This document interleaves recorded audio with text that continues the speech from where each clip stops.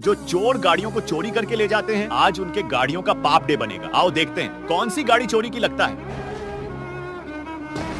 यही गाड़ी चोरी की है, लेकिन उसे देखने से पहले बेटा, मुझे देखकर इग्नोर मत करना। इस बार जो भी एग्जाम में पास होना चाहता है मैं पास कर दूंगी, मगर मेरा भी एक काम करना होगा। तुम्हें इस वीडियो को एक लाइक और चैनल को सब्सक्राइब करना होगा और 5 सच्चे मित्र को शेयर करना होगा। और मेरे बेटे जाते जाते कमेंट में सरस्वती माँ लिख दो। और इसका तो पापड़ी बन गया।